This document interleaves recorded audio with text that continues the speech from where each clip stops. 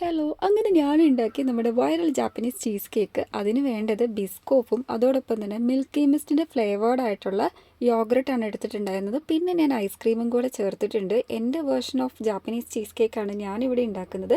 പിന്നെ നമ്മുടെ ബ്രൂ. അപ്പോൾ ഫസ്റ്റ് നമ്മൾ എന്താ ചെയ്യുന്നതെന്ന് വെച്ചാൽ നമ്മൾ ഒരു പാക്ക് എടുത്തിട്ട് കുറച്ച് വെള്ളം ചേർത്തിട്ട് ഒരു സിറപ്പ് രൂപേണ മിക്സ് ചെയ്ത് കേട്ടോ. ആദ്യം ഇതെടുത്തപ്പം നമുക്ക് മതിയാകും എന്ന് വിചാരിച്ചു. പിന്നീടാണ് എനിക്ക് മനസ്സിലായത് നമ്മുടെ ബിസ്ക്കറ്റ് ഡിപ്പ് ചെയ്യണമല്ലോ, മതിയാവില്ലെന്ന്. വീണ്ടും കുറച്ച് വെള്ളം ഒഴിച്ച് പിന്നെ അടിച്ചെടുത്തു. പിന്നെ നമുക്ക് വേണ്ടത് നമ്മുടെ നെക്സ്റ്റ് പാർട്ട് ഒരു ബൗൾ എടുക്കുക. ബൗളിലേക്ക് നമ്മൾ ഫസ്റ്റ് നമ്മുടെ മിൽക്കി മിസ്റ്റിൻ്റെ, ഞാനിവിടെ സ്ട്രോബെറിയുടെ ഫ്ലേവേർഡ് ആയിട്ടുള്ള യോഗർട്ടാണ് എടുത്തിട്ടുള്ളത്. ചിലരൊക്കെ പ്ലെയിൻ യോഗർട്ടാണ്, ഞാനിവിടെ ഫ്ലേവേർഡ് ആയിട്ടുള്ള യോഗർട്ടാണ് കേട്ടോ എടുത്തിട്ടുള്ളത്. ഫുഡ് ബ്ലോഗല്ലേ, അതുകൊണ്ട് തന്നെ കുറച്ച് സ്റ്റൈലിഷ് ആയിട്ട് ഷോർട്സ് എടുക്കാമെന്ന് വിചാരിച്ചിട്ട് ഞാൻ കഷ്ടപ്പെട്ട് എടുക്കുന്നതാണ് കാണുന്നത്. പക്ഷേ നടന്നില്ല. ലാസ്റ്റ് നമ്മുടെ സ്പൂൺ തന്നെ വേണ്ടി വന്നു. അതുകൊണ്ട് തന്നെ നമ്മുടെ സ്പൂൺ എടുത്തിട്ട് യോഗർട്ട് ഫുള്ളി ഞാൻ ആദ്യമേ തന്നെ ലെയർ ചെയ്ത് കൊടുത്തു.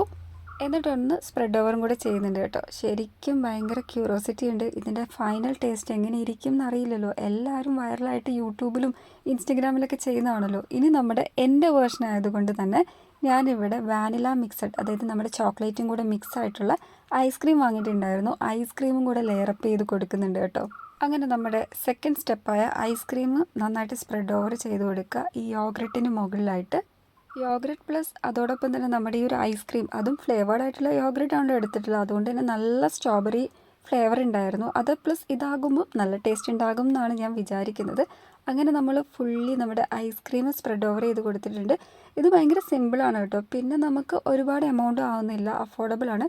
ഇനിയാണ് നമ്മുടെ മെയിൻ താരം വരുന്നത് ബിസ്കോഫ്. സോ നമ്മൾ ബിസ്കോഫ് പൊട്ടിച്ചിട്ടുണ്ട്. ഇനി ഓരോ ബിസ്കോഫും നമ്മൾ നേരത്തെ ഉണ്ടാക്കി വെച്ച ആ കോഫി സിറപ്പിൽ ഡിപ്പ് ചെയ്തെടുക്കുക. ഒരുപാട് നേരം ഇടരുത്, പെട്ടെന്ന് തന്നെ ഡിപ്പ് ചെയ്തെടുക്കണം, അല്ലെങ്കിൽ ഇതുപോലെ ബിസ്കോഫ് പൊടിഞ്ഞു പോകും. ആ ഒരു അബദ്ധം നിങ്ങൾ കാണിക്കരുത്. എന്നിട്ട് നമ്മൾ നേരെ നമ്മുടെ യോഗർട്ടും ഐസ്ക്രീമും ആക്കിയ ആ ഒരു മിക്സറിലേക്ക് ഡിപ്പ് ചെയ്ത് കൊടുക്കുകയാണ്. ഇതേപോലെ നമ്മൾ ബിസ്ക്കറ്റ്സ് ഡിപ്പ് ചെയ്ത് കൊടുക്കുക.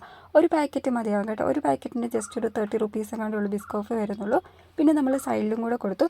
ഇനി നമ്മുടെ ഫൈനലി അടുത്തയായിട്ട് ഇവിടെ കൊണ്ട് തീർന്നില്ല, കുറച്ച് ബിസ്കോഫ് നമ്മൾ പൊടിച്ചിട്ടും കൂടി ഇട്ട് കൊടുത്തേക്കാം. ഒന്ന് ഫുള്ളി ഒന്ന് കവർ ചെയ്തിരിക്കട്ടെ, എങ്കിലല്ലേ നമ്മൾ ഉദ്ദേശിച്ച ആ ഒരു ഫൈനൽ ഒരു ഗാർണിഷിംഗ് ഒക്കെ വേണ്ടേ, അതിന് വേണ്ടിയിട്ടാണ് കേട്ടോ.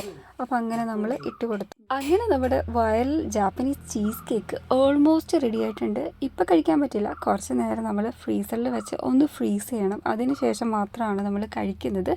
അപ്പോൾ കഴിച്ച് കഴിഞ്ഞിട്ട് ഞാൻ ബാക്കി റിവ്യൂ പറയാം. ഇനി ഒരു 1 അവർ നമുക്ക് ഇവനെ ഫ്രീസ് ചെയ്യാൻ വേണ്ടി നമ്മുടെ ഫ്രീസറിൽ വെക്കാം. കുറച്ച് നേരം വെയിറ്റ് ചെയ്തിട്ട് നമ്മുടെ ചീസ് കേക്ക് നമ്മൾ പുറത്തെടുത്തിട്ടുണ്ട് കേട്ടോ. സംഭവം കിടിലൻ ടേസ്റ്റാണ്. ഇത് മസ്റ്റ് ട്രൈ ഐറ്റം. അതോടൊപ്പം തന്നെ വൈറലായത് വെറുതെ ഇല്ല കേട്ടോ. സൂപ്പർ എന്ന് വെച്ചാൽ നല്ല സൂപ്പർ ടേസ്റ്റിയാണ്. അതോടൊപ്പം തന്നെ ഇതിൻ്റെ പ്രൈസിലേക്ക് വരികയാണെങ്കിൽ നമുക്ക് ഒരുപാട് എമൗണ്ട് ഒന്നും ആകുന്നില്ല, കുറച്ചേ ഉള്ളൂ. ഇത് എൻ്റെ വേർഷനാണ് ട്രൈ ചെയ്തത്.